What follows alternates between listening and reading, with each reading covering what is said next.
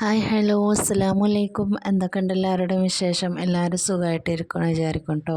അപ്പോൾ ഞാൻ ഇന്ന് വന്നിട്ടുള്ളത് നമ്മളെ ഈദ് ട്രിപ്പിൻ്റെ പാർട്ട് 2 ആയിട്ടാണ് കേട്ടോ. ഞങ്ങൾ കോഴിക്കോട് പോയിട്ടുണ്ടായിരുന്നു എന്ന് പറഞ്ഞില്ലേ, അതിൻ്റെ വിശേഷങ്ങളായിട്ടാണ് ഞാൻ ഇന്നത്തെ വീഡിയോയിൽ വന്നിട്ടുള്ളത് കേട്ടോ. എന്താ പറയുക, 3-4 സ്ഥലങ്ങളിലൊക്കെ കോഴിക്കോട് ഞങ്ങൾ പോയിട്ടുണ്ടായിരുന്നു. അപ്പോൾ അതിൻ്റെ കുറച്ച് വിശേഷങ്ങളായിട്ടാണ് ഞാൻ ഇന്ന് വന്നിട്ടുള്ളത്. അപ്പോൾ വീഡിയോയിലേക്ക് പോകുമ്പോൾ നമ്മളെ ചാനൽ ആദ്യമായിട്ട് കാണുന്നതെങ്കിൽ എല്ലാവരും ഒന്ന് സബ്സ്ക്രൈബ് ചെയ്യാൻ മറക്കരുത് കേട്ടോ. തൊട്ടടുത്തിട്ടുള്ള ബെല്ലൈക്കൺ കൂടി ഒന്ന് എനേബിൾ ചെയ്ത് വെക്കൂ. വീഡിയോ ഇഷ്ടപ്പെട്ടാൽ ലൈക്ക് ചെയ്യാനും കമൻറ്റ് ചെയ്യാനും മറക്കരുത്. അപ്പം ഞായറാഴ്ച അല്ല സോറി, രണ്ടാമത്തെ ദിവസം രാവിലെ തന്നെ ഞങ്ങൾ കോഴിക്കോട് എത്തിയിട്ടുണ്ടായിരുന്നു കേട്ടോ. രാവിലെ എന്താ പറയുക, ഒരു 6-7 മണിയായപ്പോഴേക്കും തന്നെ ഞങ്ങൾ കോഴിക്കോട് എത്തിയിട്ടുണ്ടായിരുന്നു. കോഴിക്കോട്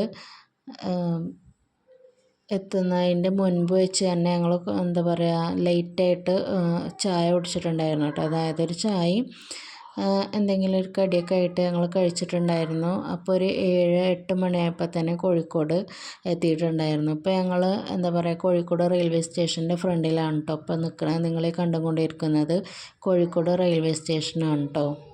അറിയാത്തവരുണ്ടെങ്കിൽ കണ്ടോട്ടെ എന്ന് വിചാരിച്ചിട്ടാണ് ഞാൻ വീഡിയോയിലിട്ടത്. ഒരുവിധം എല്ലാവർക്കും അറിയായിരിക്കും അല്ലേ. കോഴിക്കോട് റെയിൽവേ സ്റ്റേഷനാണ് ഈ കാണുന്നത്. ഇതിൻ്റെ തൊട്ടടുത്ത് തന്നെയാണ് നമ്മളെ SM സ്ട്രീറ്റ് ഉള്ളത്, മിഠായി തെരുവുള്ളത്. അപ്പോൾ രാവിലെ ഫസ്റ്റ് ഞങ്ങൾ പോയിട്ടുണ്ടായിരുന്നു SM സ്ട്രീറ്റിലേക്കായിരുന്നു. അപ്പോൾ അവിടെ രാവിലെ ആയതുകൊണ്ട് ഒരുപാട് തിരക്കൊന്നും ഞങ്ങൾ ഉണ്ടായിരുന്നില്ല കേട്ടോ. പിന്നെ ഒരു 10 മണി 11 മണിയായപ്പോഴേക്കും തിരക്ക് കൂടി വരവ് തുടങ്ങി കേട്ടോ. ഞങ്ങൾ ഈ ഷോൾ ഇങ്ങനെ എന്താ ഡിസ്പ്ലേ കിട്ടത് കണ്ടിട്ടാണ് അവിടെ കയറിയത്. അവിടുന്ന് 2-3 ഷോൾ എടുത്തിട്ടുണ്ടായിരുന്നു. പിന്നെ ഞങ്ങൾ പോയിട്ടുണ്ടായിരുന്നത് ഒരു പർദ്ദ ഷോപ്പിലാണ് കേട്ടോ. ഹോൾസെയിൽ ഷോപ്പായിരുന്നു. പർദ്ദയുടെയും എന്താ നൈറ്റിയുടെയൊക്കെ ഒരു ഹോൾസെയിൽ ഷോപ്പായിരുന്നു. കുറച്ച് ഉള്ളിലേക്കായിട്ടാണ് ഈ കട ഉള്ളത് കേട്ടോ.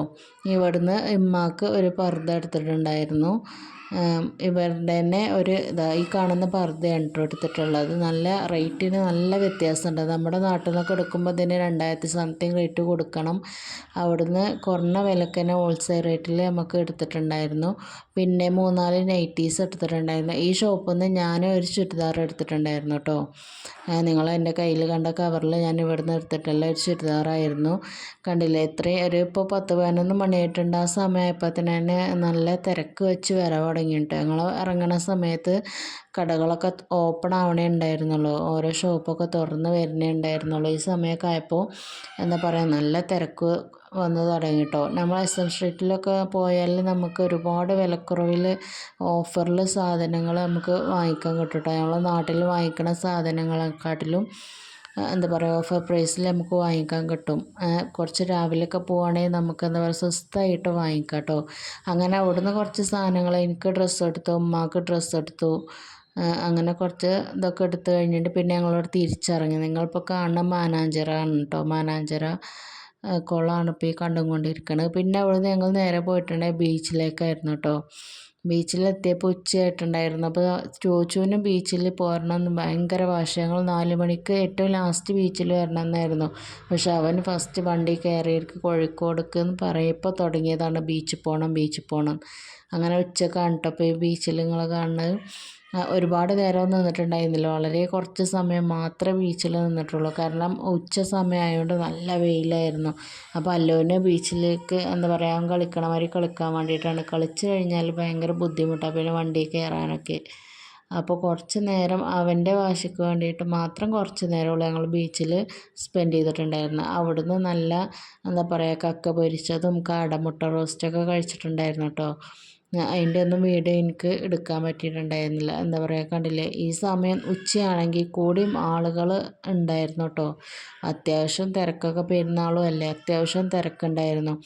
പിന്നെ അവിടുന്ന് കുട്ടികളെ കളിയൊക്കെ കഴിഞ്ഞ് കുട്ടികളെ പെട്ടെന്ന് കയറ്റി കൊണ്ടുവന്നു കേട്ടോ. പോരുന്ന സമയത്ത് ഞങ്ങൾ ഉപ്പിലിട്ട മാങ്ങയും പൈനാപ്പിളൊക്കെ വാങ്ങിച്ചിട്ടുണ്ടായിരുന്നു. ഇതൊക്കെ ഇപ്പോൾ ബീച്ചിൽ പോയാൽ ഒഴിവാക്കാൻ പറ്റാത്ത ഓരോ കാര്യങ്ങളാണല്ലോ. ഈ ഉപ്പിലിട്ടത്, ഐസ് വരതി, അതേപോലെ കാടമുട്ട റോസ്റ്റ്, അങ്ങനെയുള്ള കാര്യങ്ങളൊക്കെ. പിന്നെ അവിടുന്ന് ഞങ്ങൾ ബീച്ചിൽ നിന്ന് അതൊക്കെ വാങ്ങി കഴിച്ച് നേരെ വന്നിട്ടുണ്ട് റഹ്മത്ത് ഹോട്ടലിലായിരുന്നു കേട്ടോ. റഹ്മത്ത് ഹോട്ടലിലത്തെ ബിരിയാണീനെ പറ്റിയിട്ട് ഞാൻ ആർക്കും പറഞ്ഞു തരണ്ടല്ലോ. കോഴിക്കോട് വരണമെങ്കിൽ മസ്റ്റായിട്ടും റഹ്മത്ത് ഹോട്ടലിലത്തെ ബിരിയാണി കഴിക്കാതെ എങ്ങനെ നമ്മൾ തിരിച്ചു പോവുക. അത്രയും ടേസ്റ്റുള്ള ബിരിയാണിയാണ് റഹ്മത്ത് ഹോട്ടലിലെ ബിരിയാണി. അപ്പോൾ ഞങ്ങൾ ഫുഡ് കഴിക്കാൻ വേണ്ടി പോയിട്ടുണ്ടായിരുന്നു റഹ്മത്ത് ഹോട്ടലിലേക്കായിരുന്നു. ഭയങ്കര തിരക്കുണ്ടായിരുന്നു കേട്ടോ. എന്താ പറയുക, ആളുകളൊക്കെ ക്യൂവിൽ നിൽക്കായിരുന്നു ബിരിയാണി കഴിക്കാൻ വേണ്ടിയിട്ട്. നല്ല തിരക്കുണ്ടായിരുന്നു. ചിക്കൻ ബിരിയാണിയും ബീഫ് ബിരിയാണിയും ഞങ്ങൾ ഓർഡർ ചെയ്തിട്ടുണ്ടായിരുന്നു കേട്ടോ. ഞാനും ഉമ്മയും സച്ചോച്ചും ചിക്കൻ ബിരിയാണിയും കഴിച്ചു. എന്താ പറയുക, വാപ്പിയും മോനും പിന്നെ ബീഫ് ബിരിയാണിയാണ് കേട്ടോ കഴിച്ചിട്ടുണ്ടായിരുന്നത്. നല്ല എന്താ പറയുക, നല്ല ബ്രോയിലർ ചിക്കൻ അല്ല കേട്ടോ അത്, അങ്ങനത്തെ ഒരു ചിക്കൻ ബിരിയാണി ആയിരുന്നു. പിന്നെ അവിടുന്ന് അതൊക്കെ കഴിച്ച് ഞങ്ങൾ നേരെ പോന്നിട്ടുണ്ടായത് എന്താ പറയുക അക്വേറിയത്തേക്കാണ് കേട്ടോ. ടണൽ അക്വേറിയം ഉണ്ടല്ലോ കോഴിക്കോട്, എന്താ പറയുക സരോവരം പാർക്കിലാണ് ഇതുള്ളത് കേട്ടോ, നമ്മളെ മത്സ്യകന്യക. അത് കാണാൻ വേണ്ടിയിട്ടായിരുന്നു ഞങ്ങൾ വന്നിട്ടുണ്ടായിരുന്നു. ഇവിടെയും എന്താ പറയുക, ഇവിടെയും നല്ല തിരക്കായിരുന്നു കേട്ടോ. പെരുന്നാളായതുകൊണ്ടാന്ന് തോന്നുന്നു, ഇനി പൊതുവെ എങ്ങനെയാണോന്നും അറിയില്ല. എന്താ പറയുക, നല്ല തിരക്കായിരുന്നു. ഒരുപാട് നമ്മൾ എന്താ പറയുക, നമ്മൾ കാണാത്ത ടൈപ്പ് കടലിനടിയിൽ ഒരുപാട് വിസ്മയങ്ങൾ ഇവിടെ ഉണ്ടായിരുന്നു കേട്ടോ. നമ്മൾ എന്താ പറയുക ഫോൺ കൂടിയും ടി വിയിലൊക്കെ കണ്ടുവരുന്ന എന്താ പറയുക ടൈപ്പ് മീനുകളൊക്കെ നമുക്ക് നേരിട്ട് ഇതേപോലെ കാണാൻ കഴിഞ്ഞു കേട്ടോ. സച്ചുട്ടൻ ഇതൊക്കെ കണ്ടിട്ട് ഒരുപാട് സന്തോഷമായി. കണ്ടില്ല, അവൻ്റെ കളി കണ്ടില്ലേ, മീനുകളെയൊക്കെ കണ്ടിട്ട് അവന് ഭയങ്കര എക്സൈറ്റ് ആയിരുന്നു കേട്ടോ. എക്സൈറ്റ്മെൻറ്റിൽ നിന്ന് അവന് ഓരോന്നിങ്ങനെ കണ്ടിട്ടേ എന്താ പറയുക, അതൊക്കെ എന്താണെന്നൊക്കെ വിചാരിച്ചിട്ട് നമ്മളെ അത്ര വലിപ്പമല്ല ഓരോ മീനുകളായിരുന്നു കേട്ടോ. ഇതൊക്കെ കണ്ട തെരണ്ടി മീനാണത്. ഞാനൊക്കെ തെരണ്ടി മീൻ ലൈഫിൽ ആദ്യമായിട്ടാട്ടോ കാണുന്നത്. എന്താ പറയുക, തെരണ്ടി മീനാണത്.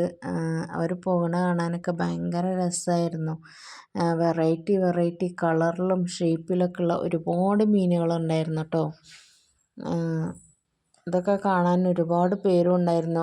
സരോവരം പാർക്കിലാണ് കേട്ടോ നമ്മൾ എന്താ പറയുക അണ്ടർ വാട്ടർ അക്വേറിയം ഉള്ളത്. 2 മണിക്ക് ശേഷം എന്താ പറയുക 9 മണി വരെയാണ് ഇതുള്ളത്. അവിടെ മത്സ്യകന്യക ഉണ്ട്, എല്ലാവരും ഉണ്ട് കേട്ടോ.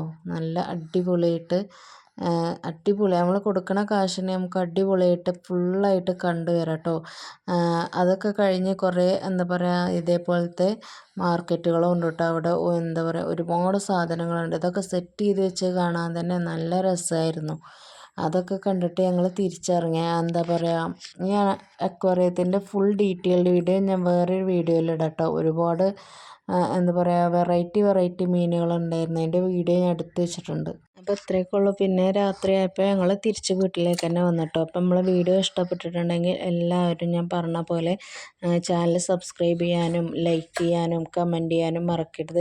അപ്പോൾ പുതിയൊരു വീഡിയോ ആയിട്ട് നമുക്ക് വീണ്ടും കാണാം കേട്ടോ.